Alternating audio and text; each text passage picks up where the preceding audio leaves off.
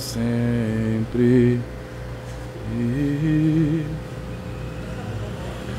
Desde agora e para sempre.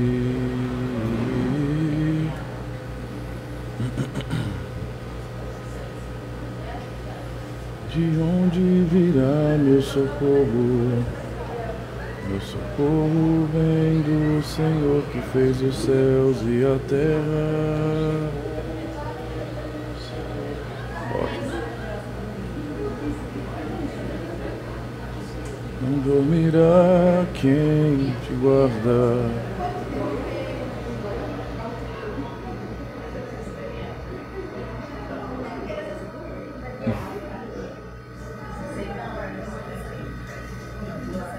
Levo meus olhos para os montes, de onde virá o socorro? O socorro vem do Senhor.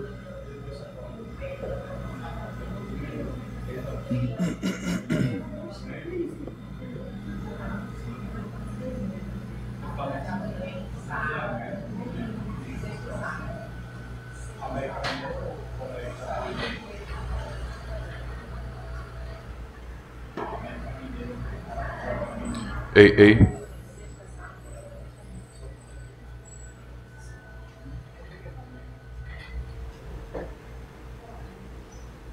Ei, ei. Zumbido chato.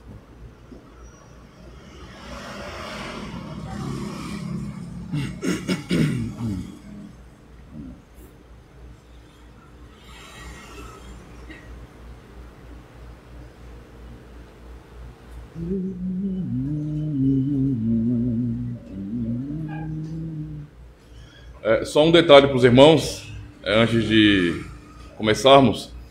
No primeiro cântico dessa noite, o Salmo 121, tem um errinho aí no papelzinho que vocês pegaram.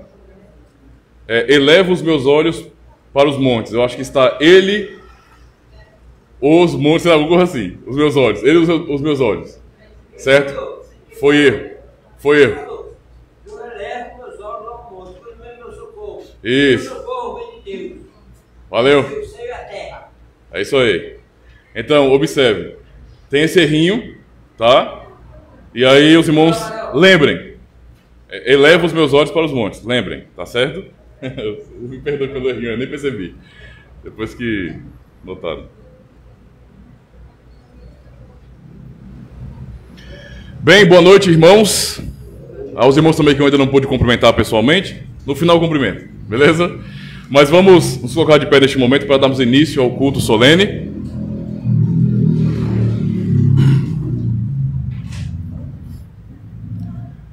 Amada Igreja do Senhor Jesus Cristo, onde está o nosso socorro? Nosso socorro está em o nome do Senhor, Criador dos céus e da terra. E é justamente isso que iremos cantar justamente agora, não é? Salmo 121, eleva os meus olhos para os montes. Não é? Os irmãos que conhecem o hino, ajudem aí, né? Para ficar bonito. Cantemos então.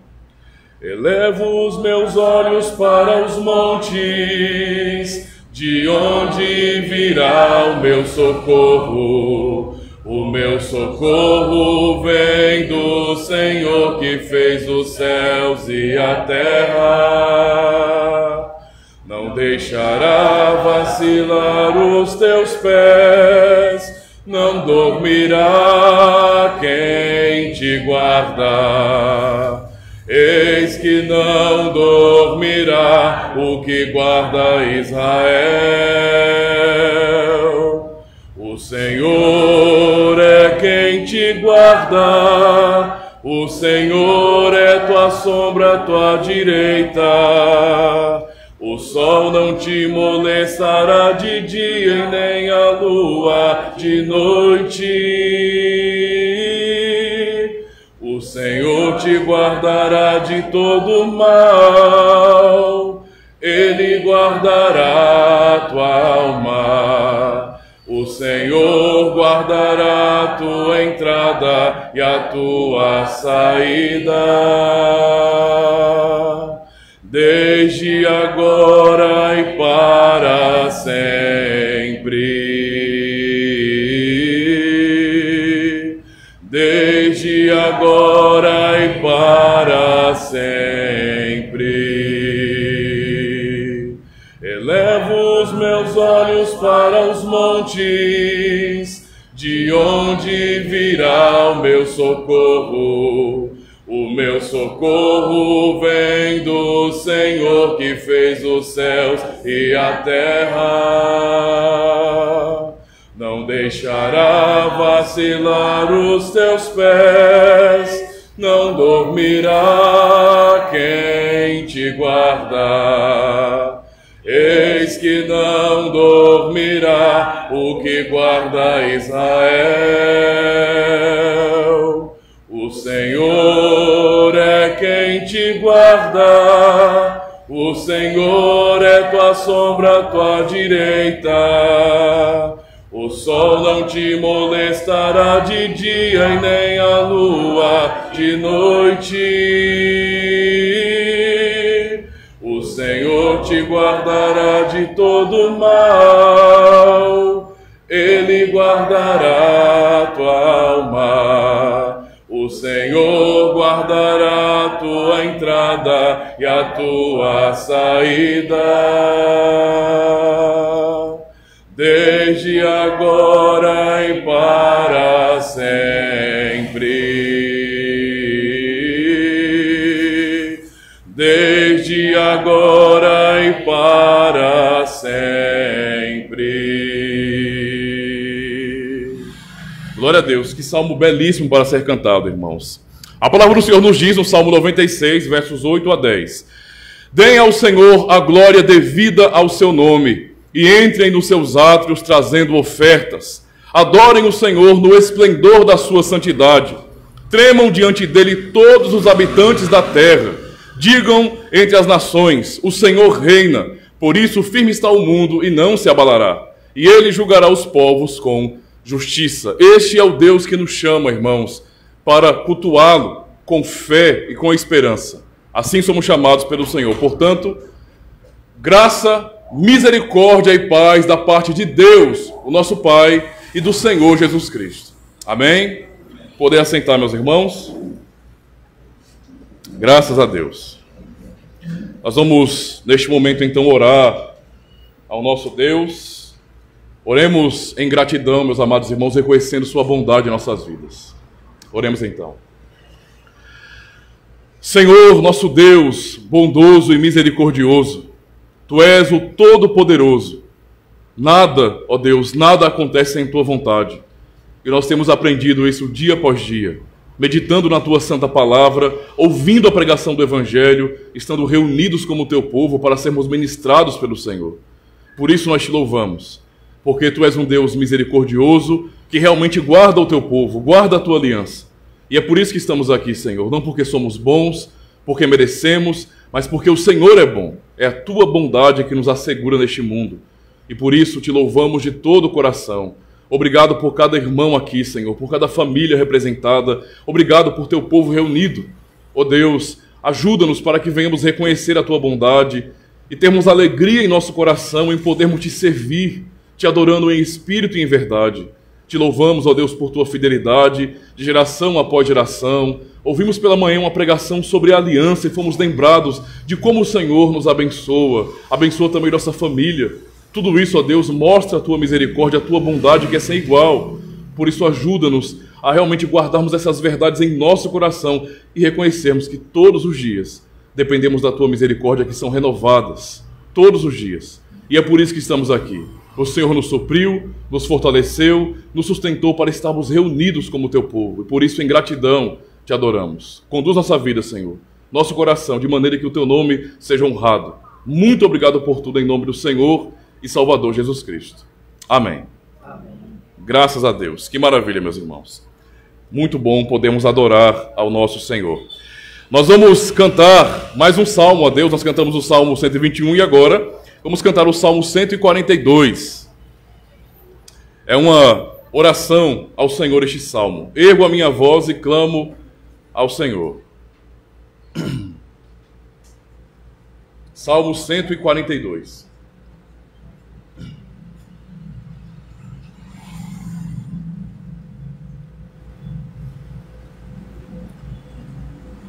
Cantemos então, meus irmãos, Salmo 142. Ergo a minha voz, clamo ao Senhor, com a minha voz ao Senhor suplico, diante dele a queixar meu estou, diante dele exponho a minha aflição. Quando aqui dentro de mim esmorece meu espírito, tu então conheces minha vereda. No caminho que percorro me ocultam armadilhas. Atenta minha mão direita e vê, pois não há quem reconheça a mim. Não há nenhum lugar para meu refúgio, ninguém que por mim tenha atenção, alguém que interesse tenha por mim. Meu Senhor, o meu clamor a ti venho dirigir, pois és meu refúgio. Nesta terra dos viventes tu és na terra, pois a minha porção. Vem, atende o meu clamor, pois me encontro muito fraco. Dos perseguidores meus, vem livrar-me. Pois mais fortes do que eu, sim, mais fortes todos eles, e da prisão minha alma vem tirar, para que ao Senhor graças eu dê, graças eu darei ao teu nome santo, e ao redor de mim justos virão, quando me fizeres todo esse bem. Graças a Deus.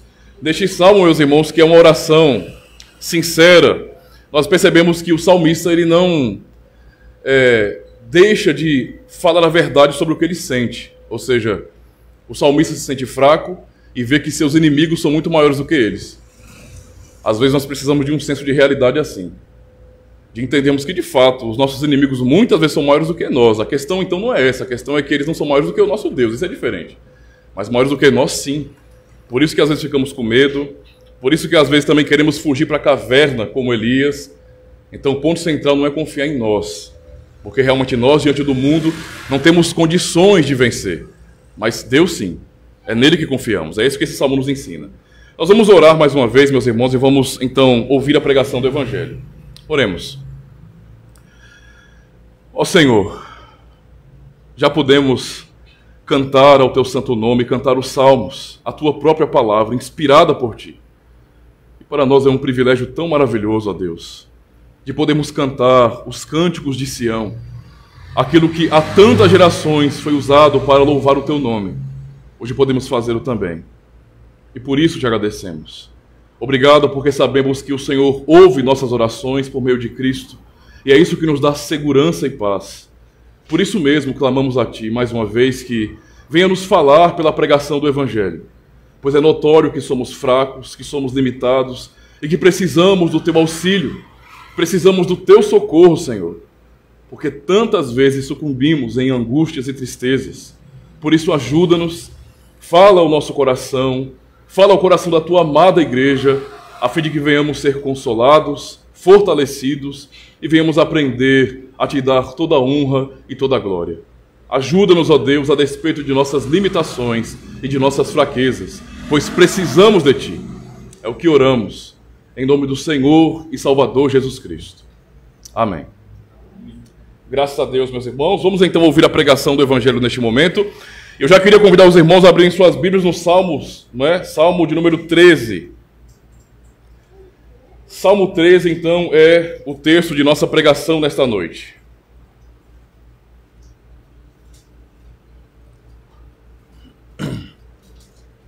Salmo 13. É uma outra oração, até mesmo triste, do salmista.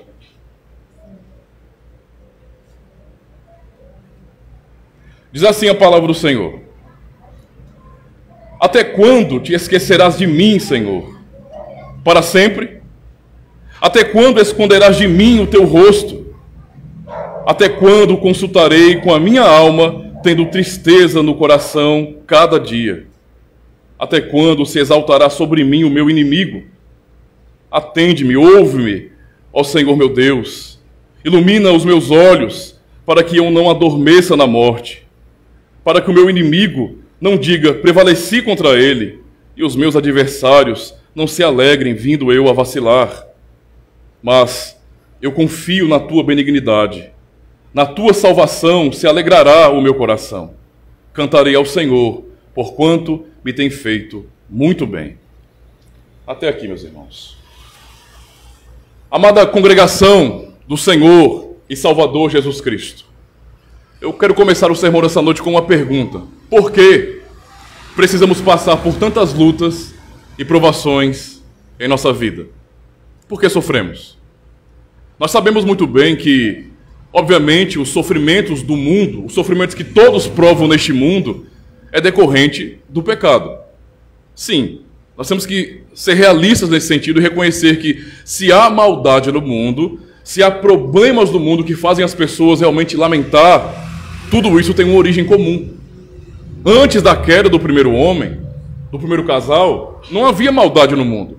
E, portanto, não havia sofrimento, angústia. Mas a partir da queda, todo o mal começou, a se manifestar neste mundo. Podemos pensar na queda de nossos primeiros pais como se fosse uma fonte que jorra todo tipo de maldade. E basicamente, então, a partir dali, o mundo ia viver em angústia, ia saber o que é viver na morte. Porque eles estavam provando dia após dia a corrupção da natureza humana, de toda a natureza, por conta do pecado.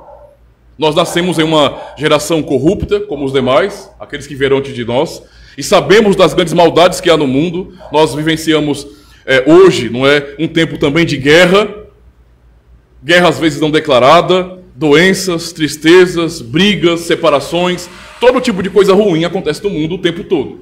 E quando estamos aqui, há pessoas lamentando, chorando, porque perderam alguém que ama, ou seja, o sofrimento ele é algo real, atinge a todo ser humano. A pergunta, então, em tudo isso é por que nós, como filhos de Deus, também sofremos? Eu estou perguntando isso porque eu sei que algumas pessoas acabam entendendo que sermos filhos de Deus significa, nesse sentido, que nós estamos em uma redoma espiritual protegidos por Deus o tempo todo. Ou seja, o mal não nos toca. Nós não passamos ou não devemos passar por dificuldades, por lutas terríveis. E alguns realmente preferem atribuir, por exemplo, ao diabo, nunca reconhecer a soberania de Deus sobre sua vida, ou então usam a soberania quando lhes convém. Quando eu me sinto vitorioso, forte, Deus é soberano. Mas quando eu estou me sentindo derrotado, como salmista, então, não, Deus não tem nada a ver com isso. Isso aí certamente foi o diabo que quis me dar uma rasteira nesse sentido. Há realmente muita confusão sobre isso. E, na verdade, não entender o porquê nós, cristãos, também sofremos é um problema. Porque não sabemos a razão, o propósito do Senhor em tudo isso, nós vamos ficar reclamões. Vamos começar a murmurar e não aproveitar os sofrimentos. Sim, os sofrimentos da vida cristã não podem ser desperdiçados. Eles devem ser aproveitados. Eles têm um propósito. E às vezes nós não nos atentamos a isso. Por isso, nós demos esse Salmo 13, porque nos fala exatamente sobre alguém que estava sofrendo. É um salmo de Davi. Alguns então podem pensar, ora, então quer dizer, pastor, uma vez que o senhor falou que todo sofrimento está ligado, de maneira direta ao primeiro pecado e ao pecado em seu desenvolvimento na história da humanidade, então significa dizer que a mazela que eu estou passando exatamente agora é por conta de algum pecado específico que eu cometi? Não, não é isso que eu estou dizendo. Tudo que tem a ver com maldade está ligado ao início da humanidade com a queda. Mas não quer dizer que eu estou pagando exatamente agora por algum pecado que eu cometi ontem. Não é exatamente assim que as coisas funcionam. E Cristo mesmo diz isso aos seus discípulos. No Evangelho de João, no capítulo 9, não é, versos 2 e 3, os seus discípulos ali com Jesus encontram um homem cego. E eles perguntam a Jesus: Rabi, quem pecou, este ou seus pais, para que nascesse cego? E a resposta de Jesus foi: nem ele pecou, nem seus pais, mas foi assim para que nele se manifestem as obras de Deus. Então a resposta de Cristo, não nos ensina que, na verdade, cada situação difícil que passamos na vida é, na verdade, o pagamento por algum pecado. Não é assim que nós vivemos. Sim, os ímpios, meus irmãos, aqueles que não pertencem a Cristo, que não estão debaixo de sua graça, aqueles que não são do Senhor, sim, eles sofrem e o seu sofrimento também é parte desse pagamento. Eles estão sofrendo porque são pecadores. Mas o povo de Deus, não. Há uma razão diferenciada para o nosso sofrimento. E ela nem sempre está atrelada às nossas falhas. Muitas vezes o Senhor quer nos levar a patamares mais altos, superiores de relacionamento com Ele. Por isso temos que compreender realmente o objetivo do sofrimento em nossa vida. Eu quero resumir o sermão dessa noite no seguinte tema: em nossas maiores angústias é que descobrimos nosso maior tesouro. Eu quero trabalhar nesse tema indo direto ao texto. Eu não fiz uma divisão em 3 partes, como geralmente eu faço no sermão. Eu quero ir verso a verso, porque é muito importante o que o salmista diz, e porque também é um texto curto, para entendermos aqui. Começar pelo verso 1. Até quando te esquecerás de mim, Senhor? Para sempre? Até quando esconderás de mim o teu rosto? No primeiro verso, temos expressões muito importantes e fortes do salmista. O salmista, ele demonstra uma angústia terrível e ele clama a Deus com muitas dores, na verdade, em seu coração. Até quando te esquecerás de mim? Ora, para um servo de Deus expressar assim, falar essas coisas, significa que ele estava passando por uma luta muito terrível. Significa dizer que o que ele estava sofrendo naquele momento não era uma coisa pequena. Era algo realmente muito difícil, talvez muito humilhante. Algo que afligia sua alma. Não era uma bobagem. A maneira como ele fala aqui demonstra que ele estava farto de sofrer. Sabe quando a pessoa está passando por lutas tão terríveis e essas lutas são contínuas? Dia após dia, aquilo está ali e te atormenta, e te humilha, e te faz sofrer. E é algo contínuo. Os anos passam, mas aquela dor não passa. Ele estava se sentindo assim, farto, cansado, cheio de tanto sofrimento. Por isso ele fala dessa forma. Essa situação não era algo que estivesse atormentando por algum tempo a vida do salmista. Tanto é que a maneira como ele se expressa aqui realmente é importante. Ele fala: até quando? E depois na outra pergunta é: para sempre? Realmente ele quer demonstrar em sua oração que ele estava sofrendo há muito tempo. Há muito tempo. Estava farto disso e perguntando: Senhor, será que esse sofrimento não vai passar nunca? Será que eu vou morrer assim? Será que a vida inteira eu sofrerei? A vida inteira eu terei que lidar com essa angústia? Isso nunca passará? Nunca terá fim? Isso realmente é algo importante para nós, porque a Bíblia Sagrada, ela não omite a dor dos servos de Deus. Eu acho fantástico, irmãos, eu amo realmente olhar para a biografia dos crentes que a Bíblia dá, porque às vezes a biografia que nós homens fazemos de grandes homens de Deus, elas são um pouco fantasiosas, não é? Nós gostamos de falar de pessoas que foram grandes, que pregaram o Evangelho, que deram a vida pelo Evangelho, mas gostamos de falar sobre suas qualidades, nunca sobre os seus defeitos, sobre suas fraquezas. A Bíblia não omite isso. Ela mostra que servos fiéis do Senhor, se angustiam profundamente. Sim, têm vontade de desistir. Questionam a Deus, olha só. Tudo isso acontece. E a Bíblia nos revela exatamente isso. É um salmista, é o Davi, é um salmo de Davi, clamando a Deus, dizendo ao Senhor: eu não aguento mais. Eu estou farto de sofrimento. Até quando o Senhor me porá nessa situação? Até quando isso vai durar ainda? Esse é o seu clamor. O salmista compartilha uma experiência muito comum que podemos ter também, Sobre tudo que nós passamos em nossa vida, às vezes, também nos sentimos assim. E cada um tem muito bem a experiência muito particular, muito pessoal, muito intrínseca do que é sofrer, por qualquer motivo. Talvez o sofrimento de alguém, de algum irmão, seja uma bobagem para outros, para terceiros, mas para aquela pessoa é algo terrível. Enquanto a pessoa está no olho do furacão, digamos assim, parece que aquilo não acaba nunca. Quando dói, parece que não acaba. É como se você fosse fazer uma cirurgia e você entende pela lógica que o médico falou bem assim, olha, vai durar 1 hora. Mas quando você está ali, parece que não acaba nunca. 1 hora parece que se tornam horas e mais horas e mais horas acumuladas. Não acaba nunca. E a pessoa fica perguntando, quando? Quando? Vai acabar, já está acabando, não para de doer. É assim que nós somos. Nós ficamos desesperados diante de lutas terríveis. Por isso, irmãos, o salmista está aqui realmente cansado, admitindo a sua dor, admitindo o seu sofrimento diante de Deus. Isso realmente é importante para nós, não é? E o Senhor está ouvindo tudo. A pergunta dele é, até quando, Senhor? Até quando? Para sempre o Senhor me permitirá, o Senhor me deixará assim? Para sempre? Eu vou até o fim de minha vida só na dor, nessa situação difícil? Por que minhas orações não são respondidas? Se nós estamos parafraseando o que o salmista está dizendo aqui, é justamente isso. Por que minhas orações não são respondidas? Eu oro, Senhor. Eu te busco há tanto tempo e não parece que flui. Eu falo, eu choro, eu busco ao Senhor, eu me humilho, mas nada acontece, o Senhor não me responde. Não está acontecendo um diálogo aqui, eu estou falando, mas não há resposta alguma. Não parece que as coisas vão se resolver. A dor simplesmente não cessa. E a pergunta de qualquer um de nós seria essa, diante de uma situação difícil: por que estamos passando por isso? E nós somos treinados e preparados para tentarmos resolver problemas. Então, quando alguma coisa está acontecendo de errado em nossas vidas, alguma situação difícil, que eu não tenho agora como entender o porquê, eu não consigo fazer o link, nós queremos fazer isso, nós queremos arrumar uma justificativa. Ora, eu já sei, eu estou sofrendo nessa área porque eu pequei naquela outra. E nem sempre as coisas são assim. Não é desse jeito assim, tão simples. Não é você fazer um cálculo, não é uma fórmula matemática, física. Entenda a situação, Deus tem propósitos que estão além da minha compreensão, mas muito além mesmo. Quem sou eu para poder entender a mente do Senhor, o seu coração, suas vontades perfeitas? Não, não tem como. E ficamos assim, agoniados, tentando fazer o link. Por que eu estou sofrendo? Qual a razão da minha angústia? Por que a minha vida não muda de rumo? Por que sempre é essa mesma coisa? Nós chegamos ao ponto de cansar, não é? Chegamos ao ponto de cansar. O salmista chega a um nível tão profundo que ele usa expressões aqui que eu quero explicar para os irmãos o porquê elas são tão profundas. Porque ele acaba dizendo que por que o Senhor virou o rosto? Por que o Senhor escondeu o rosto de mim? E essas palavras têm peso, irmãos. O salmista orara dessa forma, Davi orara dessa forma, dizendo: Senhor, por que o Senhor escondeu o teu rosto de mim? Isso tem um peso muito grande.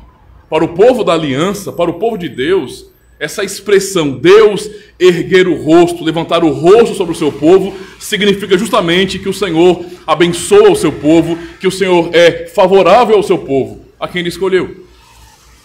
Deus levantar o rosto significa isso. Nós até ouvimos essas palavras toda vez à noite, quando o culto termina, nós ouvimos as bênçãos araônicas, não é? Números capítulo 6, o que é dito: o Senhor te abençoe e te guarde, o Senhor faça resplandecer o rosto sobre ti e tenha misericórdia de ti. Nós ouvimos isso sempre. O povo de Israel lá no passado também ouvia isso sempre. Para eles era um significado muito importante Deus estar com o rosto virado para o povo, ou seja, erguido para o povo, significava o Senhor favorecendo o seu povo, cuidando do seu povo, abençoando o seu povo. Mas a pergunta do salmista é: por que o Senhor virou o rosto? Por que o Senhor simplesmente escondeu o rosto de mim? Ele estava basicamente confessando que o Senhor não estava sendo gracioso com ele. No Salmo 80, verso 19, o que é dito? Faze-nos voltar, Senhor, dos exércitos, faze resplandecer o teu rosto e seremos salvos. Essa era a compreensão do povo de Deus com relação a esta expressão. Esta é a oração do salmista no Salmo 80. Senhor, faz resplandecer o teu rosto sobre nós e seremos salvos. Se o Senhor olha para nós com esse olhar de misericórdia, nós seremos salvos. Nós seremos salvos. Ainda em 2 Crônicas 30, verso 9, a parte B, é dito bem assim: porque o Senhor, vosso Deus, é piedoso e misericordioso, e não desviará de vós o rosto, se vos converterdes a Ele. Ou seja, o Senhor está prometendo aqui que não afastaria o seu rosto, ou não viraria o seu rosto diante do povo, mas permaneceria sim sendo favorável ao seu povo. Essa é a promessa do Senhor, mas o salmista Davi está orando uma coisa diferente. Ele está dizendo: por que é que o Senhor escondeu o teu rosto de mim? Então isso tem bastante peso. Isso mostra que as angústias dele não eram coisas leves e nem tão rápidas assim. Há muito que ele estava sofrendo, sofrendo por conta de várias situações. Nós podemos ter noção de alguma situação que ele estava sofrendo. Davi passou por muitas dificuldades, como nós sabemos. Podemos lembrar, por exemplo, do Salmo 51, do Salmo 32, quando ele ora arrependido, reconhecendo os seus pecados, sentindo em sua própria carne a dor, a humilhação, porque ele pecou contra Deus. Ele também estava pagando por aquilo. Mas ainda assim, sua preocupação maior era porque ele tinha ofendido ao Senhor. E isso realmente estava acabando com ele, porque aquele homem que amava adorar a Deus, cantar os salmos, compor os salmos, era tão alegre. O mesmo homem que diz: alegrei-me quando me disseram vamos à casa de Deus, era um homem que não tinha ânimo nenhum para fazer a vontade de Deus. Estava sofrendo por causa disso. Ou então mesmo quando Davi teve que ser afastado de Jerusalém por causa de seu filho, já pagando pelos seus pecados, Davi estava sofrendo ali, sendo disciplinado pelo Senhor, e foi afastado de Jerusalém. Para ele o lugar mais importante de todos, o lugar de adoração. Ou seja, para ele que amava estar no templo, não poder estar ali no templo, vendo os sacrifícios, adorando a Deus, era a pior coisa de todos. Ele estava afastado também. Então, na verdade, há muitas razões para o sofrimento de Davi. Talvez seja uma dessas aqui. O ponto é, ele demonstra que ele estava sofrendo muito. Senhor, eu sinto como se o Senhor não estivesse mais me abençoando, como se o Senhor não fosse mais favorável a mim. Se o Senhor não for favorável a mim, que salvação eu tenho? Como é que eu posso viver sem a tua graça? É como se o Senhor não olhasse mais para mim, como se o Senhor tivesse me abandonado. Até quando esconderás de mim o teu rosto, Senhor? Isso realmente é muito sério, irmãos. Esta é a realidade que ele estava sentindo, como se Deus tivesse lhe abandonado. Nós sabemos muito bem que Davi tinha muito conhecimento de Deus. Nós aprendemos tanto com os seus salmos que são profundamente teológicos. Se você quiser aprender teologia profunda, eu digo aos irmãos, leiam os salmos. Os salmos é que expõem a glória de Deus. Mostra a sua soberania, os seus atributos maravilhosos, gloriosos. É assim que você aprende teologia prática, realmente. Você lê a palavra de Deus e você aprende sobre como Deus é glorioso, todo-poderoso. Davi sabia disso. Ele amava falar sobre essas coisas, ele era inspirado por Deus para falar isso. Mas este homem, naquele momento, estava completamente angustiado. Expressões como, eu estou conversando, muito parecido com o Salmo 42, quando ele fala, por que está abatido a minha alma? Por que te perturbas dentro de mim? Ou seja, ele fala, até quando eu vou consultar com a minha alma e permanecerei assim tão angustiado, tão triste? Eu oro, eu reflito e essa angústia não sai de mim. É uma dor no meu coração. Às vezes, cristãos modernos imaginam que filhos de Deus não têm angústias profundas e terríveis, eles são intocáveis por depressão, por ansiedade, por doenças psicossomáticas, por dores profundas na alma. E não é assim. Deus não omite a dor de seus servos. Ele mostra que os seus servos, sim, sofriam, tinham dúvidas, lamentavam. No verso 2 ele fala, até quando consultarei com a minha alma, tendo tristeza no meu coração cada dia? Ou seja, Senhor, todos os dias a minha vida é um lamento. Todos os dias eu vivencio angústia. Qualquer pessoa que fosse falar isso para um psicólogo ia receber como diagnóstico um quadro de depressão. Você só vive triste? Angustiado? Você não tem razão nenhuma para se alegrar? Só lamenta todos os dias. Acorda, é choro, é ficar fechado, não querer falar nada, como se a vida tivesse perdido a razão. E ele fala, até quando? Até quando se exaltará sobre mim o meu inimigo? Ou seja, ele fala isso porque, diante de suas angústias, lembrando de quem ele era, grande rei em Israel. homem poderoso em batalhas, um verdadeiro herói para o povo de Israel, tão usado por Deus. Agora, se olhar em uma situação tão difícil, deplorável de humilhação, é olhar assim, eu me sinto derrotado. Os inimigos que outrora eu derrotava, eu humilhava na força do Senhor, agora olham para mim com desprezo. Olham para mim com desprezo. Eu me sinto derrotado agora. Que crise, irmãos. Essa é a situação angustiante da vida de Davi, não é? E sabemos, por outros salmos, como ele tinha experiência com isso. Mas podemos lembrar de um outro servo de Deus que também passou por angústias terríveis, por sofrimentos terríveis, que para nós até é difícil de imaginar. Nós perdemos muitas coisas na vida, mas não é todo mundo que passa pelo que esse homem passou. Nós sabemos muito bem sobre a história do servo de Deus chamado Jó. Agora, o problema é que geralmente as pessoas, quando vão estudar sobre Jó, refletir sobre Jó, elas querem só o início, os 2 primeiros capítulos e o capítulo final. Elas se esquecem do miolo. E então, em uma visão bem triunfalista, não é? Bem triunfalista, bem fora da realidade, olham para Jó ali, resistindo toda a tentação, perdendo tudo, em um momento só, todos os seus bens, a sua família e a própria saúde, e olha para o final e vê Jó restaurado, tudo em dobro, pensa, tá vendo aí, ó? Isso é que é glória. Jó fiel no início, Jó fiel no fim. Esquecem do miolo. O que há no centro do livro de Jó nos mostra uma realidade terrível do que é a vida de um servo de Deus que tem que lidar sim com as angústias de seu coração. Que fica preocupado, que fica completamente confuso, se perguntando por que está acontecendo comigo. Jó ficou desse jeito. Jó perdeu tudo, não é? E um detalhe importante para quem gosta de dar glória a homens, não dê glória a homens. Jó não é digno de glória. Jó não estava ali vencendo em sua própria força. Deus venceu em Jó. Deus operou com seu poder gracioso em Jó para resistir ao diabo. Porque o próprio Deus foi quem deu uma descrição sobre quem é Jó. Olha, meu servo Jó, não há ninguém na terra como ele. E o Senhor mesmo é quem dá graça a Jó para resistir toda a tentação do diabo, toda a dor. Mas depois o Senhor deixa Jó vivenciar toda a perda. Depois do Senhor vencer em Jó, ele deixa Jó agora, ter a experiência de saber o que não tem mais nada. De lembrar que ontem ele era o homem maior do Oriente, rico, piedoso, que buscava a Deus de madrugada em favor de seus filhos.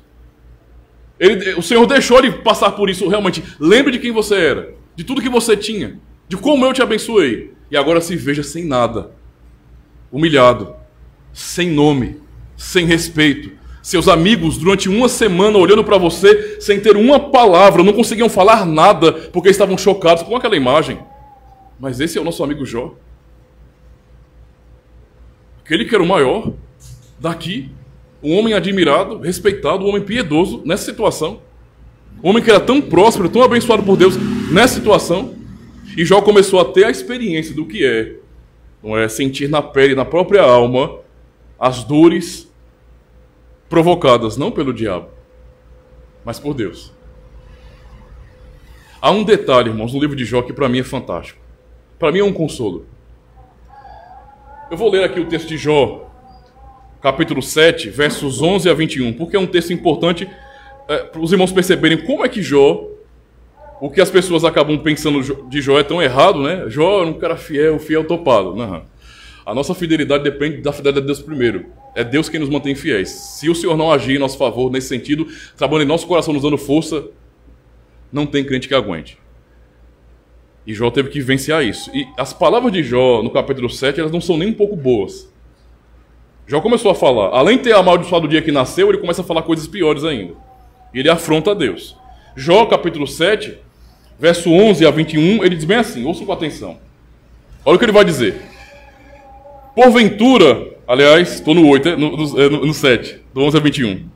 Ele fala bem assim, por isso não reprimirei a minha boca, falarei na angústia do meu espírito. Então ele está dizendo, eu vou falar, vou desabafar, vou botar tudo para fora, não é? Queixar-me-ia na amargura da minha alma, queixar-me-ei, aliás, Sou porventura o mar ou a baleia para que me ponhas uma guarda? Ele está falando isso para Deus, viu? É para o Senhor que ele está falando isso.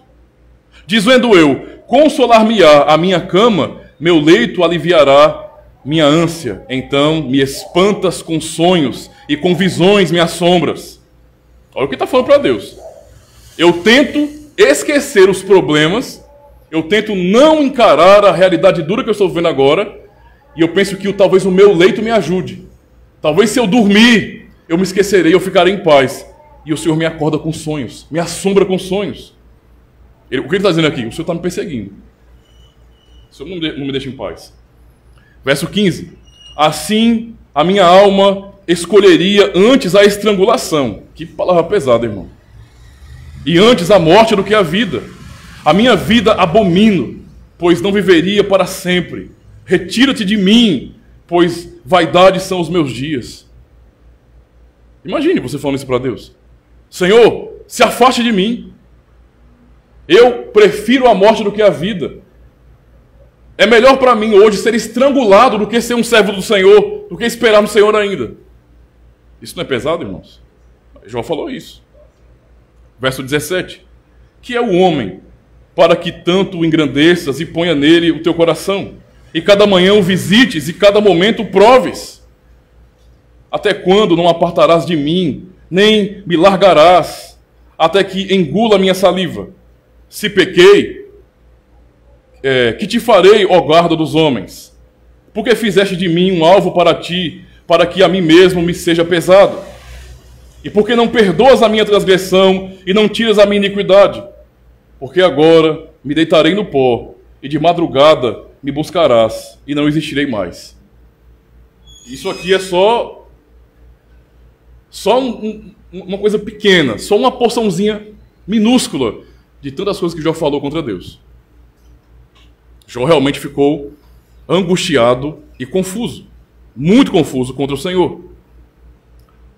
Por exemplo, no capítulo 10, Jó protesta contra Deus, não é? E durante boa parte do livro se prossegue. Ele continua falando contra o Senhor. Seus amigos vão tentando identificar em Jó alguma falha, mas Jó se defende, se justifica, diz que não, eu não mereço isso. No fim, tratando Deus como se fosse injusto. E os amigos questionam Jó por causa disso. Deus é injusto, Jó. Olha o que você está falando. E Jó continua insistindo. Jó foi tão rebelde nesse sentido aqui, que ele realmente quis peitar a Deus.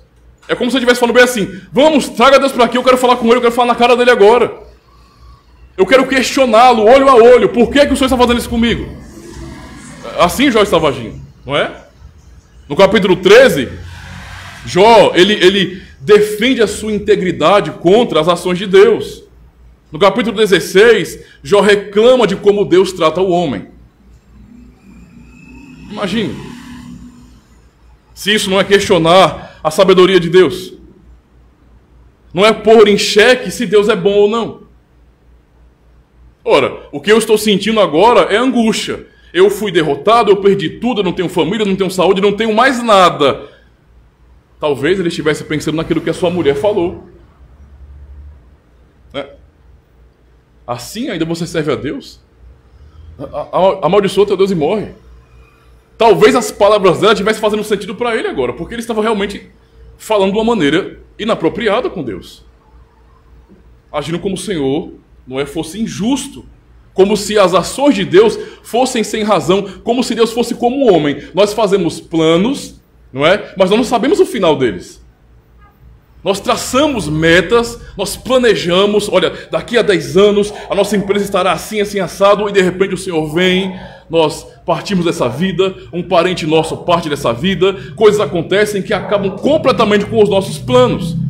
Talvez Jó estava pensando que Deus era assim, que ele cometia falhas, que talvez em algum momento da história o Senhor de repente começou a ir contra ele sem razão, sem um propósito definido. Ou seja, Jó também agiu como se Deus tivesse abandonado a sua graça. Como salmista. Até quando, Senhor? Até quando esconderás o rosto de mim? Até quando? Jó pensou assim, não é? Ele demonstra essa revolta contra o Senhor, e em sua angústia ele falou muita coisa, e principalmente o que não devia, não é? E também daquilo que ele não sabia. é a nossa situação como seres humanos, não é? Quando estamos angustiados, perturbados e confusos, falamos daquilo que nós não sabemos. Falamos coisas que não têm o menor sentido, mas na nossa cabecinha, tão limitada, naquele momento, faz todo sentido. É muito lógico para nós. Como se nós pudéssemos compreender a mente eterna e poderosa de Deus. Como se houvesse a mínima possibilidade de uma falha na história da redenção, na história de nossas vidas. Não. Nós cometemos falhas, o Senhor não. Não é? O que podemos ver aqui, meus irmãos, é que Jó não estava entendendo o porquê ele estava passando por tudo aquilo. E Jó foi ainda mais intenso do que vimos neste salmo. O salmista, pelo menos, quando ele começou a falar, no finalzinho ele vai mudando o seu discurso. Ele mostra que ele não perdeu sua esperança em Deus. Mas Jó foi insistente. Ele foi muito insistente, ele foi até o fim. Não é? O fato de passarmos por situações difíceis assim, nos levam também a nos sentirmos derrotados, não é? E nós podemos, não é, realmente piorar com relação a isso, ficarmos inquietos demais, agoniados demais, e até às vezes buscarmos soluções que não fazem sentido. É numa hora dessa que nós ficamos vulneráveis.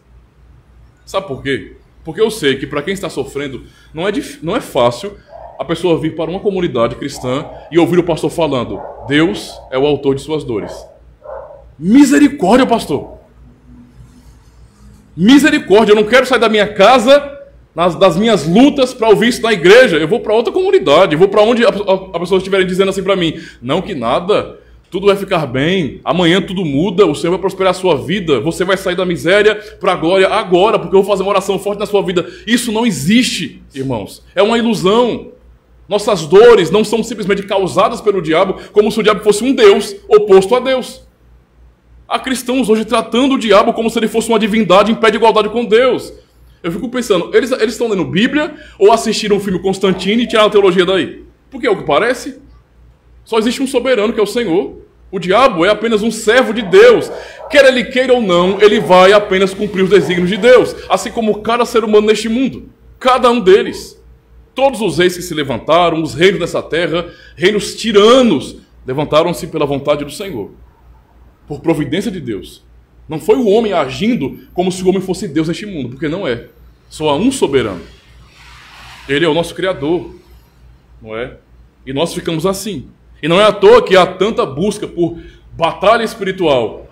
Ah, o menino adoeceu, foi? Isso é demônio. Adoeceu o menino? Vixe, é demônio puro, é cão puro. Eu estou até vendo aqui as asinhas de morcego, sabe? Eu não sei se é demônio, se é, sei lá, uma imagem do Batman que você está vendo ali, eu não sei. Eu sei que há pessoas que vivem buscando isso o tempo todo. É demônio, só pode ser. É um encosto, é não sei o quê. As pessoas tentam arrumar uma justificativa espiritual maligna para tudo. E sabe o que dá angústia em tudo isso? É perceber que essa atitude cristã e evangélica de hoje, nós, protestantes, muitas vezes temos essa visão tão limitada de Deus e tão ignorante acerca de quem Deus é, que acabamos dando glória ao diabo por conta disso. As coisas acontecem e eu atribuo logo ao cão. Foi o cão. Tudo é demônio. E eu não consigo perceber que com isso eu estou atribuindo ao diabo algo que não pertence a ele. Eu estou dizendo que ele tem poder para intervir, para agir no mundo de Deus sem a vontade de Deus. Sem que haja um soberano sobre sua vida. Isso é um erro tão terrível, irmãos. Tão terrível. Eu sei que é atrativo porque o show é muito bonito, né? É muito atrativo. Não é muito diferente, não, de uma cartomante, de você ir no circo para alguém ler sua mão, para ver uma bolinha de cristal. É emocionante, mas não é real. A Bíblia não ensina isso. A Escritura ensina sobre um Deus soberano. E acredite, quando Jó começou a falar daquela maneira com Deus, ele demonstrou um conhecimento de Deus muito mais saudável e verdadeiro do que muitos cristãos hoje. Sabe por quê? Porque você não vê em toda a reclamação de Jó ele falando do diabo. O livro inteiro.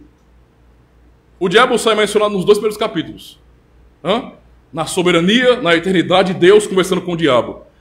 Fora disso aí, a partir do 3º capítulo, acabou o diabo, não tem mais diabo ali. E Jó entendia isso. Ele não estava, ó Senhor, me livre do Satanás. Ele não estava falando isso. Jó estava dizendo, por que o Senhor está fazendo isso comigo? Jó deu glória a Deus assim. Veja, na sua angústia, na sua dor, e falando de uma maneira tola, porque ele vai reconhecer isso no final, ainda assim, meus irmãos, ele não disse a frase evangélica do século XXI, o diabo está furioso. Não. Ele estava perguntando, por que é que o Senhor está fazendo isso comigo? Qual a razão, Senhor? Que mal eu fiz? Qual foi o meu pecado? Por que que eu estou sofrendo assim? Por que que o Senhor me deu tudo e agora me tirou tudo? Qual a razão? E olha que ele tinha confessado, né? Antes. Ele tinha confessado antes. Né? Nu eu nasci e nu eu voltarei. Bendito seja o nome do Senhor. Ele não confessou isso? Mas na hora da dor a pessoa esquece, não é verdade? A pessoa se esquece. Esqueceu na hora da dor. Os servos do Senhor na Bíblia, meus irmãos, eles sabiam muito bem que há só um soberano. A Escritura Sagrada não fica dando palco para o diabo. Quem dá palco para o diabo são as pessoas de hoje, que dão palco para o diabo e ainda botam o microfone para ele falar. Hoje é assim. Inclusive você sabe muito bem, em comunidades aí que são neopentecostais, misericórdia. Se tiver alguém possesso, sessão do descarrego, tá possesso, bandeira vermelha, vem aqui. Aí, você veio fazer o que aqui? Eu vim matar você! Isso é uma palhaçada. Que glória Deus recebe em tudo isso? Não, é palco para o cão. O diabo está recebendo a oportunidade em igrejas cristãs. A Escritura não faz isso. A Escritura ensina exatamente que Deus é o soberano e, portanto, se há angústia na vida do seu povo, essa angústia, essa dor, essas lutas, elas não vêm de outro senão de Deus. Nós temos que aprender que fé em Deus não é fé somente naquilo que me convém de Deus. Se eu creio que Deus é bom, Ele é bom, ainda que a dor venha sobre mim. Ele continua sendo bom. Não é tão bonito as pessoas cantarem músicas evangélicas que falam verdades, mas que no fim elas cantam, mas não acreditam nisso. Não é? Se Deus fizer, Ele é Deus, se não fizer, continua sendo Deus. E por que não acreditam nisso de verdade? Percebe? É muito bonito rimar, botar uma melodia, é lindo. Acredite de verdade. Para que você não fique atribuindo ao diabo coisas que não é dele. E entender que, assim como nós que somos criaturas, ele também é. Só há um Criador. Só há um Criador. E a Escritura nos ensina, então, a não darmos palco para o diabo, mas fazemos ao contrário. E eu sei que, entendo o que eu quero dizer aqui, meus irmãos, para crentes nutelinhas, para pessoas que não têm maturidade bíblica, que não leem Bíblia, que ficam preocupados com frases de efeito em redes sociais e são empolgadinhos na fé, quando ouvem um texto como esse que eu vou ler, ficam abismados. Misericórdia! Isaías 45, verso 7. O Senhor diz pela boca do profeta: eu formo a luz e crio as trevas, eu faço a paz e crio o mal. Eu, o Senhor, faço todas estas coisas. E aí? Não é mal moral. Não é mal com U, é mal circunstancial. Ou seja, as circunstâncias adversas em toda a humanidade, em todo o universo, elas pertencem a Deus. Elas vêm das mãos do Senhor.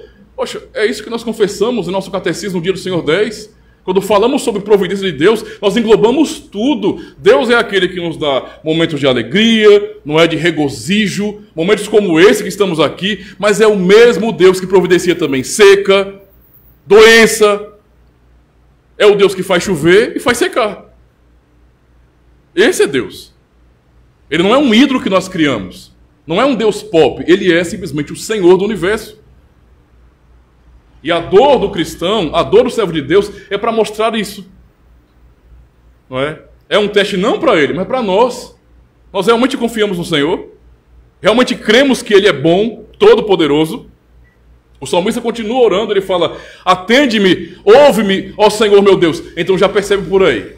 Mesmo que ele comece o salmo assim, angustiado, e falando como se o Senhor tivesse o abandonado, o que é uma coisa que não faz sentido. É impossível esse abandono de Deus para seus filhos de verdade. Aqueles que pertencem a Ele, de fato, são dele para sempre. Quem nos separará do amor de Cristo não é o que nós cantamos, não é o que nós lemos em Romanos 8?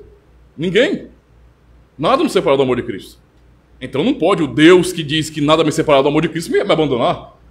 Ou mesmo Cristo que em João 10 fala que as minhas ovelhas ouvem minha voz, elas me seguem, eu as conheço, dou-lhes a vida eterna, elas nunca perecerão, não há ninguém que existe que possa arrancar de minhas mãos. Esse Cristo, ele é Deus Todo-Poderoso. Ele é poderoso o suficiente para manter a sua palavra. Não sei se alguém vai dizer que Cristo não é poderoso o suficiente para poder manter o que ele disse. Porque temos que acreditar que ele é. De fato. Apesar de tudo isso, o salmista ele vai e demonstra que, em sua dor, ele não desacreditou de Deus. Ele estava angustiado, orando de maneira sincera. Eu me sinto abandonado pelo Senhor, mas eu sei que eu não estou abandonado. Porque ele está dizendo aqui, atende-me, ouve-me, ó Senhor meu Deus. Ele não é incoerente, sabe? Tem essas maluquices de pessoas que declaram-se ateus hoje, e que eu gosto de rir de ateus, sabe por quê? Porque eu nunca vi uma raça tão militante contra o cristianismo do que ateus. E dá vontade de perguntar para um bom ateu militante, vem cá meu filho, Deus não existe não, né? Não, então por que você vive lutando contra ele? Por que você se incomoda tanto? Entende? Deus não existe. Por que você está tão incomodado com ele então? Você não pode perseguir cristãos, quer o tempo todo provar que ele não existe. Ora, a sua luta denuncia que você sabe. Você não crê nele, é diferente, mas você sabe.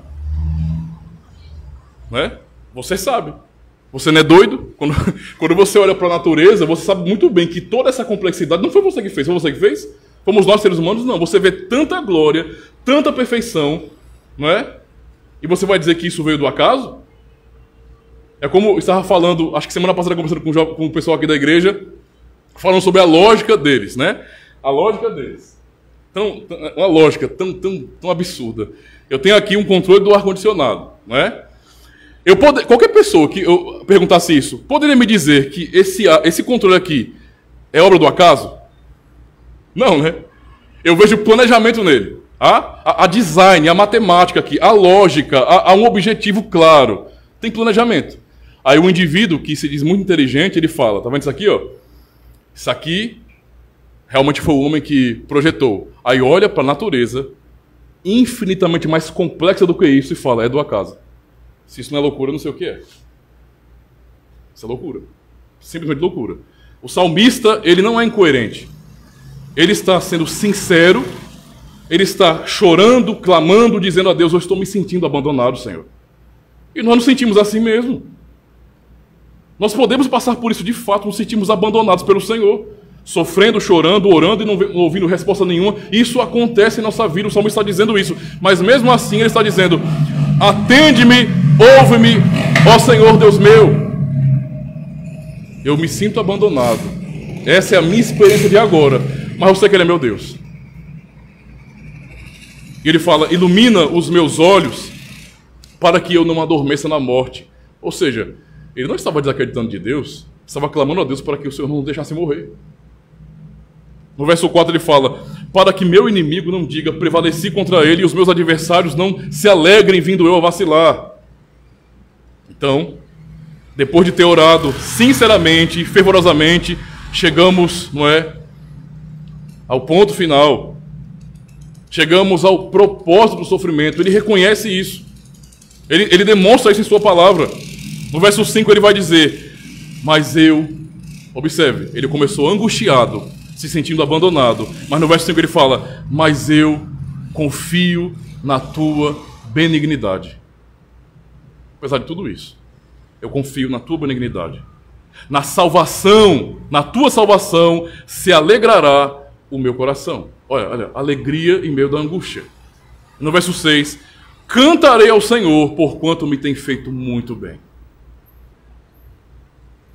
Quando você começa a ler o Salmo, parece que ele está dizendo, o Senhor está me fazendo mal. Mas quando ele termina, ele está dizendo, o Senhor tem me feito muito bem.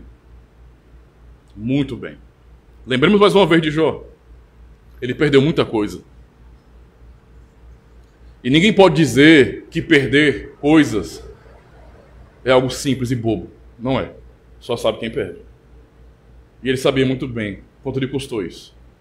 O que era ter que ver, primeiramente, toda a sua fortuna, todos os seus bens, todos os seus planejamentos de vida, de um momento para o outro e de água abaixo. Eu não vou nem chegar nos filhos ainda. Só o fato de alguém perder tudo neste mundo é o suficiente para a pessoa ficar abalada. Não tem esse bom que não fica abalado com isso, não. A pessoa pode fingir, tá na frente dos outros, eu sou um crente blindado, É tanta unção, é tanto poder que dá para ver a aura subindo assim, tanto poder, né? Daqui a pouco se transforma. Não. Quando estamos sozinhos, Deus sabe o que nós estamos pensando.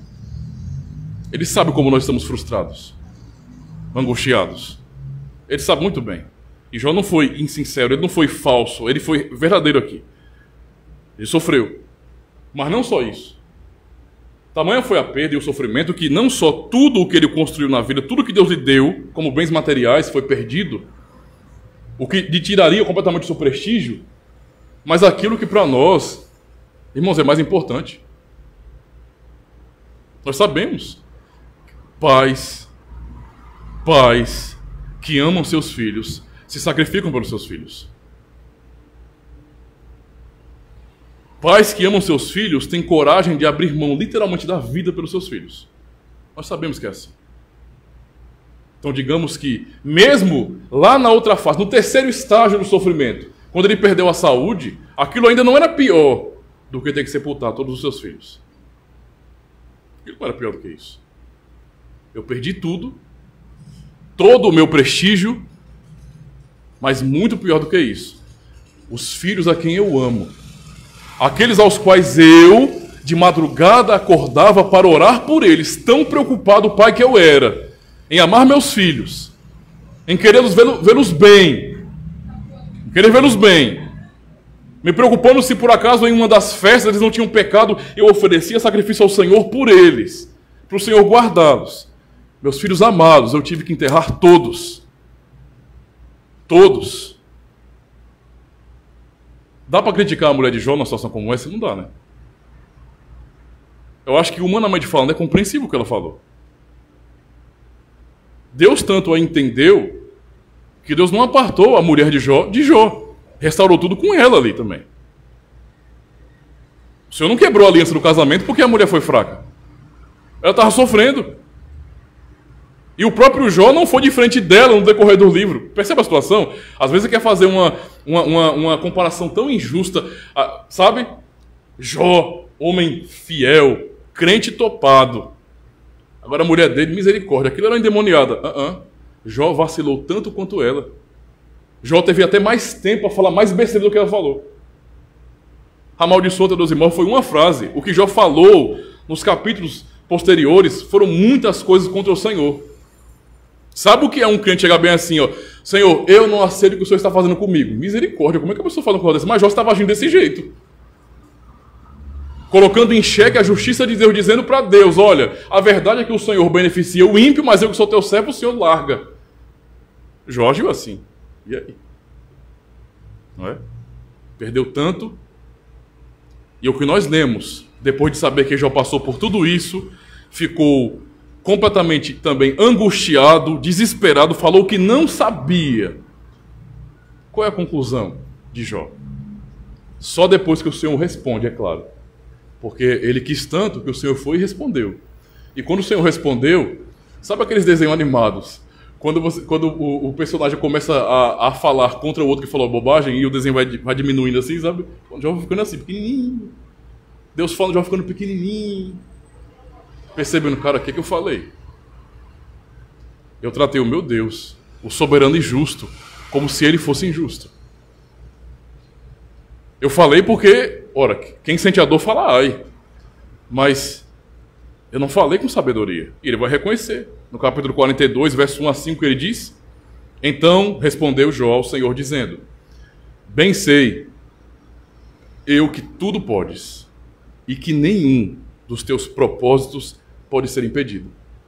Ele teve que passar para saber disso, de verdade, na prática. Ele vai dizer agora, sobre ele mesmo: Quem é este que sem conhecimento encobre o conselho? Por isso relatei o que não entendia, coisas que para mim eram inescrutáveis e que eu não entendia. Escuta-me, pois, e eu falarei, e te perguntarei, e tu me ensinarás. Com o ouvir dos meus ouvidos ouvi, mas agora te veem os meus olhos. Por isso me abomino e me arrependo no pó e na cinza. O homem que passou boa parte do livro dizendo: eu não sou culpado, Deus é que é injusto, o que é que há de errado em mim? Eu vou me arrepender do que se não fiz nada de errado? É o homem que está pedindo perdão a Deus agora. Me perdoa, Senhor. Quando doeu em mim, quando eu fui humilhado no meu coração, eu não suportei e eu falei o que eu não sabia. Eu questionei a sua bondade, eu questionei a sua justiça. Eu achava que conhecia o Senhor. Mas agora eu sei quem o Senhor é de verdade. Eu sei quem o Senhor é de verdade. Jó foi insistente, precisou ser confrontado por Deus, meus irmãos, e ser colocado no seu devido lugar para se arrepender do que tinha dito. Muitas vezes não é porque nós fizemos alguma coisa, é porque pensamos e até falamos contra Deus. Sabe? E queremos realmente, como Jó, ficarmos nos justificando. Mas eu não fiz nada de errado, pastor. Eu oferto na igreja, dou dízimo, não falto aos cultos, participo das programações da igreja. Por que eu estou passando por isso? Às vezes agimos como o fariseu da parábola de Jesus. Ó Deus, graça te dou porque eu não sou como os demais homens. Eu não sou um ladrão, eu não sou um adúltero, eu dizimo tudo que eu tenho, eu jejuo 2 vezes por semana. Às vezes agimos assim. E o Senhor vem e nos confronta com sua graça, com sua bondade e amor, e nos faz enxergar a verdade sobre quem Ele é. E aí nós chegamos realmente ao ápice da mensagem, meus irmãos, compreendendo qual é o propósito de Deus quando nos providencia aflições. Jó já era um servo de Deus, mas o patamar, o nível de relacionamento que ele chegou com o Senhor, no final, foi incomparável. Por isso que ele estava dizendo, olha, comparado com o que eu sabia do Senhor, era só ouvir falar. Mas agora, pelo que eu sei do Senhor, pelo que eu aprendi na experiência, em minha própria carne, na minha alma, meus olhos te veem. Agora eu sei quem o Senhor é. Agora eu sei que o Senhor é justo. Agora eu sei que o Senhor é bom, que o Senhor não falha, que os seus planos são perfeitos. Esse foi o aprendizado na vida dele. Não é? O que podemos aprender com isso então, meus irmãos? É que primeiro, os sofrimentos e aflições na vida dos filhos de Deus não são sem propósito, mas Deus tem um objetivo claro de nos levar além no relacionamento que nós temos com Ele. Nunca reclame. Cuidado para não falar o que não deve diante das suas lutas. Cuidado. Você está lutando, está sofrendo, está sendo angustiado, chore, não há problema nenhum não. Clame a Deus, se humilhe diante dele, não há problema nenhum. Chore de verdade, diga ao Senhor, eu estou farto, eu estou cansado, angustiado. Mas não haja com tolice diante do Senhor. Reconheça que na verdade até mesmo a sua dor, a dor que você está passando e que você não compreende, tem um propósito dele bem definido e sem nenhuma possibilidade de falha. Não é? Então confie no Senhor. Segundo, Deus mostra em seu amor o seu amor nas aflições. Alguém poderia pensar bem assim, misericórdia, como é que pode? Quer dizer que toda essa dor, humilhação e perda na vida de Jó foi o amor de Deus? Foi. Para mostrar como o Senhor nos ama, Ele nos ama tanto, nesse sentido, meus irmãos, que o Senhor, não é, age em favor desse amor de uma maneira tão profunda que ele é capaz de nos tirar tudo para percebermos que tudo que nós temos de verdade é Ele. Está entendendo a situação? Tudo o que nós temos de verdade é o Senhor. É a coisa mais importante, é o nosso grande tesouro, e às vezes nós não percebemos.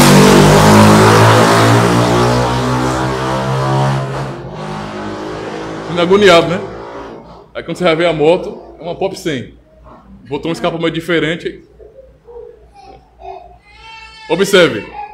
Deus, então, Ele demonstra o seu amor assim. As dores que nós passamos na vida não são Deus, não é Deus vindo até nós como seus filhos e nos condenando. Não é para isso, não. Ele está nos promovendo, é que nós não percebemos isso. Ele está nos amando de verdade, tirando de nós coisas que nos fazem mal. Veja, não são coisas ruins, não. Mas nós somos tão apegados, muitas vezes, a certas coisas, a certas bênçãos que Ele nos dá, que nos esquecemos dele. Talvez a nossa vida seja tão confortável, está tudo tão bem, ter uma família muito boa, ter um emprego muito bom, ter um salário muito bom, minha vida está uma maravilha, nesse sentido, uma maravilha. Cara, é só paz, eu quero luz, eu quero paz, é só isso. Imagino que isso é tudo na minha vida. E acabo não avançando mais no meu relacionamento com Deus. E é na dor que aprendemos exatamente o que importa de verdade. É só na dor. Jó conheceu a Deus quando ele perdeu tudo. Está entendendo a situação? Ele conheceu a Deus quando ele perdeu tudo. Quando não tinha mais nenhum porto seguro neste mundo. Nada para se apegar, foi quando ele conheceu o Senhor de verdade. Deus não parou de agir assim. Ele sabe como age com cada um de nós. Ele sim está nos dando experiência, nos ensinando. As lutas que nós temos em nossa vida particular são para isso. É para o nosso bem. São todas as coisas cooperando para o nosso bem. Porque não amamos ao Senhor? Ele é fiel no que ele promete. Ele não falou que ia cuidar? Ia. Ele está nos moldando a imagem de Cristo. Ser moldado à imagem de seu Filho dói. Esse é o processo de nossas vidas. Terceiro, por meio das aflições, não é? É o que acontece. Nós somos moldados à imagem de Cristo. E aí, para mim, é a conclusão. O propósito do sofrimento. O salmista, ele dá ênfase justamente, meus irmãos, à salvação. Quando ele termina, ele fala bem assim: mas eu confio na tua benignidade, na tua salvação, se alegrará o meu coração, cantarei ao Senhor, porquanto me tem feito muito bem. Nós podemos também chegar ao mesmo entendimento, não é? Quando olhamos para a palavra de Deus e percebemos então o princípio, o objetivo de nosso sofrimento nesse mundo. Deus quer que realmente nós olhemos para a salvação, para a sua misericórdia, para a sua bondade, para que nós não olhemos mais para a força de nosso braço. Imaginar que depende, sabe, do ser humano de alguma maneira. Não, depende dele, é a graça dele, é a bondade do Senhor todos os dias. E às vezes é necessário que ele realmente nos humilhe para que eu perceba isso. E ele sabe como colocar cada um no seu devido lugar. Como fazer isso? Para que o servo do Senhor seja salvo de seus próprios pecados, de suas ignorâncias, e continue dando glória, toda a glória a Cristo. Então é assim que ele vai nos moldando, dia após dia, nos guiando em seu amor. Esse para mim é o ponto máximo. E aí fica a questão importante para os irmãos refletirem. Entendam. Entendam. Nós sabemos que o Senhor elegeu um povo. Romanos 8, Efésios 1, Romanos 8 é muito claro sobre isso. E tanto Efésios capítulo 1 como Romanos 8 mesmo nos ensinam que o propósito da eleição é a santificação do povo de Deus. Eleger um povo para ser santo diante dele. Essa santificação significa que nós estamos sendo moldados à imagem de Cristo. Romanos 8 é muito claro sobre isso. E nós sabemos disso e às vezes podemos pensar bem assim: eu quero parecer com Cristo. Mas você quer parecer com Cristo em que fase de sua vida? Porque Cristo está no céu. E no céu ele é glorioso, honrado por todos os seres celestiais. Apocalipse descortina para nós o céu e mostra como o nosso Senhor, Jesus Cristo, é tão honrado, tão digno lá. Mas aqui ele foi tratado assim? Não. Aqui os homens não deram crédito à sua pregação. É o que Isaías 53 nos ensina. Quem deu crédito à nossa pregação? Os homens não deram ouvidos a ele. Muito pelo contrário, optaram por sua morte. Quiseram a sua humilhação, sabendo todos que ele não tinha feito nada contra a lei de Deus. Eles quiseram isso. Ou seja, Cristo foi humilhado. Completamente humilhado diante dos homens. Quando o Senhor nos chama para nos moldar a imagem de Cristo, significa dizer que Ele está nos assemelhando a Cristo quando nos providencia dores, para que nós venhamos ser parecidos em nossa vida com aquele que estava pendurado no madeiro, com Cristo crucificado. Essas dores nossas nos ligam a Jesus Cristo, fazem referência a Ele. Nós sofremos porque o nosso Senhor sofreu, não para que nós venhamos alcançar perdão por causa do nosso sofrimento, não. É como Paulo fala: eu completo em meu corpo as aflições de Cristo. Não é para a salvação, porque o que ele fez foi perfeito, realmente salva, não é mais ou menos, não é uma possibilidade, não, o que ele fez foi para salvar de verdade. Eu posso confiar nisso de todo o meu coração, mas ainda assim, eu posso compreender como é honroso saber que eu choro, que eu luto, que eu sofro, e nesse sofrimento, nessa dor, eu sou assemelhado ao meu Senhor que foi humilhado também neste mundo.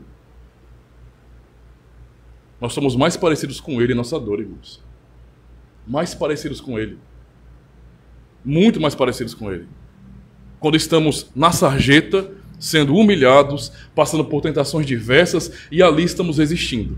Ainda que isso nos doa profundamente, ali estamos mais parecidos com o nosso Senhor. Em seu momento de dores. Por isso, o texto de Romanos 8 vai nos ensinar algo realmente formidável. E eu termino com esse texto, o sermão. Romanos 8 é fantástico em nos falar sobre isso. Romanos 8, verso 12 em diante, até o verso 18, na verdade. Romanos 8, versículo 12 ao 18. Romanos 8, viu? Ouçam com atenção. De maneira que, irmãos, somos devedores não à carne para viver segundo a carne. Porque se viverdes segundo a carne, morrereis. Mas se pelo Espírito mortificardes as obras da carne, vivereis. Porque todos os que são guiados pelo Espírito de Deus, esses são filhos de Deus. Porque não recebestes o espírito de escravidão, para outra vez estardes em temor, mas recebestes o espírito de adoção, pelo qual clamamos, Abba, Pai. O próprio Espírito testifica com o nosso espírito que somos filhos de Deus. Olha atenção agora. E se somos filhos de Deus, somos logo herdeiros também. Verdadeiramente herdeiros de Deus e co-herdeiros de Cristo. Se é certo que com Ele padecemos, para que também com Ele sejamos glorificados. E aí o texto que todo mundo ama. Porque para mim, tenho por certo que as aflições deste tempo presente não são para comparar com a glória que em nós há de ser revelada. A ênfase do verso 17 é, observem, se é certo que com Ele padecemos, para que também com Ele sejamos glorificados. Hoje é o tempo, sim, das nossas aflições, como foi para Cristo. E como foi para Cristo, um dia as aflições terminaram, e Ele foi glorificado. Um dia também provaremos dessa glória. Portanto, passe por suas lutas. Sofra, mas não se esqueça do Deus de sua salvação. Faça como o salmista, ore sinceramente a Deus, com honestidade, mas não se esqueça do Deus de sua salvação. Ele não abandona o seu povo jamais. Amém? Amém. Graças a Deus. Glória a Deus, meus irmãos. Vamos cantar mais um salmo. Hoje a leitura não tem salmo. Salmo 61.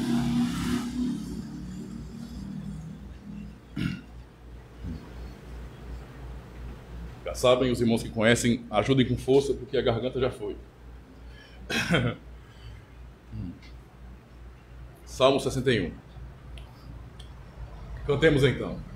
Minha oração atende, ó Deus, ouve, ó Pai, meu suplicar. Dos fins da terra clamo a Ti, com abatido coração. Leva-me à rocha, ó Senhor, que é bem mais alta do que eu, pois torre forte és para mim, refúgio contra os homens maus.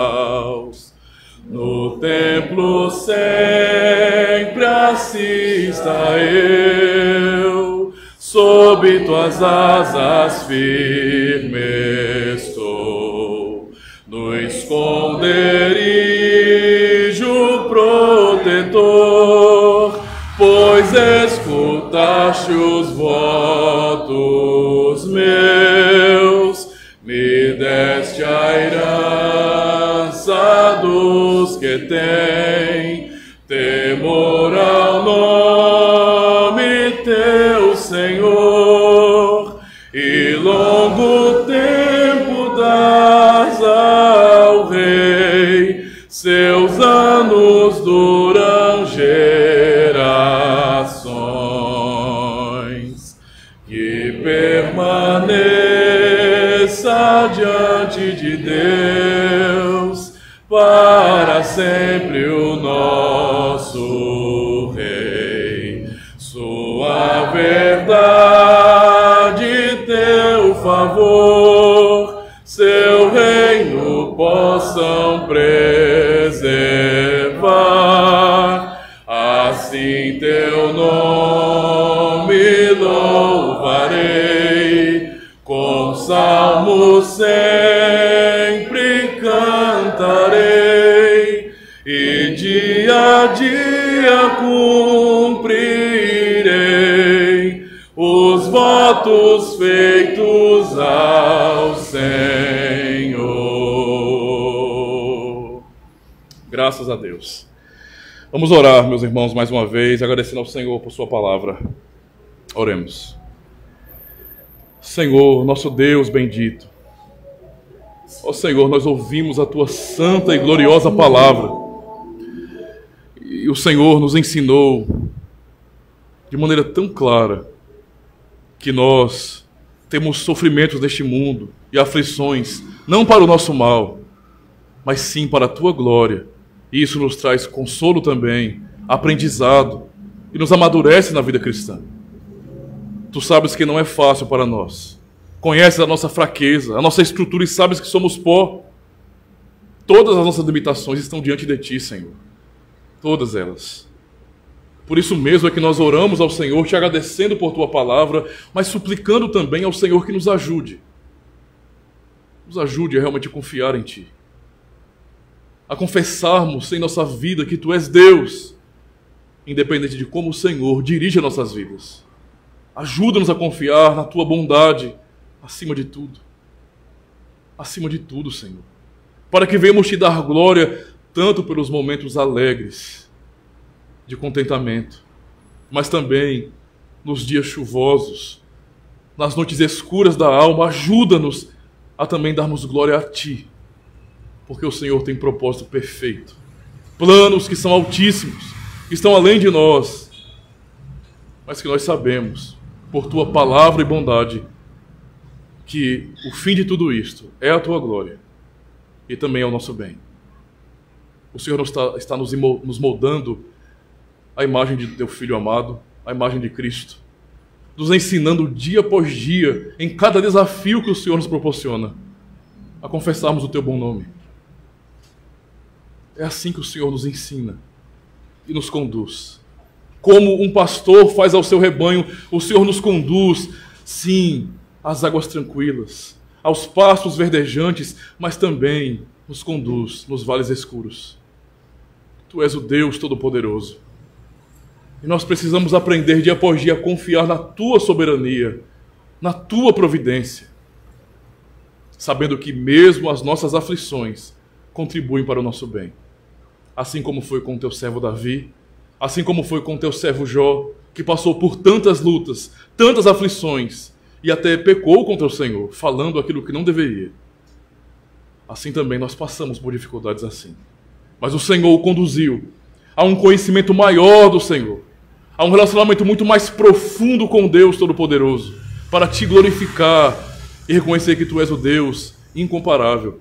Assim também, Senhor, ajuda-nos em nossa vida a encarar as dificuldades, os desafios, as dores, as angústias, como demonstrações de amor do Senhor, nos fazendo crescer mais, nos ensinando mais sobre o teu amor, sobre a tua misericórdia e nos moldando todos os dias à imagem do teu Filho. Obrigado, Senhor, por cada irmão aqui, por cada pessoa nessa comunidade. Ajuda os teus filhos. Nos ajuda para que venhamos lembrar disso na semana, para que possamos lembrar do teu favor e da tua bondade, e declararmos a tua bondade, mesmo quando as adversidades vierem à nossa porta. Ajuda-nos a confiar e a dizer que tu és Deus, Deus bom, e isso não muda. Para que venhamos te honrar em todo o nosso viver. Também trabalhe em nosso coração, para que logo mais, no próximo domingo, venhamos te adorar com alegria, e que na semana sejamos desejosos disso, de ouvirmos mais do Senhor, de aprendermos mais da tua palavra, de sermos mais uma vez confrontados, mas também consolados pelo Santo Evangelho. Tem misericórdia de nós, Senhor. Nós oramos ao Senhor em nome de Jesus Cristo, porque Cristo é o sumo sacerdote que conhece as nossas fraquezas, que sabe de nossas dores, pois sofreu como nós, e é Ele quem intercede por nós à tua direita. É por isso que oramos em nome do Senhor Jesus Cristo. Amém. Graças a Deus. Meus irmãos, enquanto temos a oportunidade de ofertar, vamos cantar mais um salmo. O Salmo 137. Nas margens lá dos rios da Babilônia, nos assentamos, lembrando de Sião, nós nós choramos. Cantemos então, Salmo 187. Nas margens lá dos rios da Babilônia nos assentamos, lembrando de Sião, nós choramos, nós choramos. Lá nos salgueiros nós penduramos todas as nossas harpas, pois nossos opressores a nós pediam canções alegres. De Sião, pois queriam ouvir os cantos, mas em terra de estranhos era impossível que minha mão direita resseque toda, se de Jerusalém eu vier esquecer, se de Jerusalém eu vier esquecer. Se eu não lembrar de ti, que minha língua ao meu paladar se apegue, se eu a Jerusalém não preferir ao regozijo dos filhos de Edom, lembra-te, Senhor, para seres contra, pois de Sião diziam até as bases arrasai-a. Hás de ser Babilônia aniquilada, quem te der, pois, o pago será bendito do mal que nos fizeste, sim, grande mal. Feliz quem aos teus filhos pegar, prendê-los, para esmagá-los todos contra os rochedos. Amém. Só nos Salmos do Senhor nós cantamos isso, né? Porque nós temos medo de compor tais coisas. É Deus quem inspira o seu povo, realmente nos fala com justiça contra os ímpios. E por isso cantamos assim um salmo imprecatório como esse. Meus amados irmãos, neste momento vamos confessar juntos a fé em nosso Deus. E só para explicar um pouco para aqueles que não têm essa prática ou não conhecem essa prática de nossa comunidade, ela não é uma prática que nós inventamos há alguns séculos atrás. Essa é uma prática que vem desde o começo da igreja. Os irmãos terem uma noção, não é? Já antes do quarto século, alguns trechos dessa fórmula, digamos assim, do credo apostólico já eram usados pelos primeiros cristãos, justamente como sendo uma fórmula credal, basicamente, para o batismo. Pessoas iam, confessavam esses artigos, alguns deles, para então serem batizados na comunidade. E no quarto século da igreja cristã, no grande concílio de Nicéia, não é? Um grande debate aconteceu, e ali a verdade da palavra de Deus, a doutrina sobre Deus triuno, Pai, Filho e Espírito Santo, foi defendida. E o credo apostólico, não é, alcançou essa forma que nós temos hoje, depois desse concílio. Inclusive o credo niceno e o credo de Atanásio, que nós subscrevemos aqui. Então, quando nós, na igreja reformada, nós estamos recitando esse credo com toda a comunidade, nós não estamos naquele espírito de oração, como geralmente os irmãos entendem que católicos romanos são. Não. Nós estamos confessando a nossa fé publicamente. Essa é uma prática desde o quarto século e nós preservamos até hoje. Então tem tempo isso aí, né? Não estamos rezando, estamos confessando publicamente a fé no Deus triuno.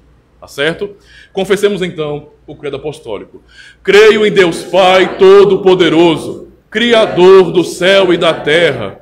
Creio em Jesus Cristo, seu único Filho, nosso Senhor, o qual foi concebido por obra do Espírito Santo, nasceu da Virgem Maria, padeceu sob o poder de Pôncio Pilatos, foi crucificado, morto e sepultado, desceu ao Hades, ressurgiu dos mortos ao terceiro dia, subiu ao céu, está sentado à direita de Deus Pai Todo-Poderoso, donde há de vir para julgar os vivos e os mortos.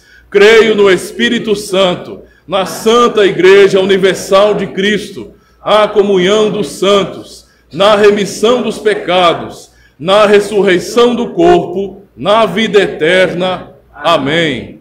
Graças a Deus. Vamos então nos colocar de pé neste momento para podermos juntos concluir o culto solene.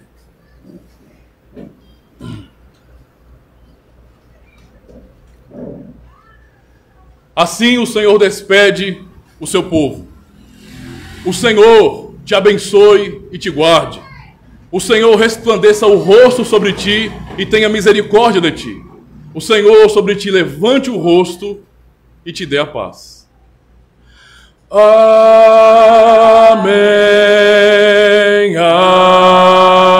amém, amém.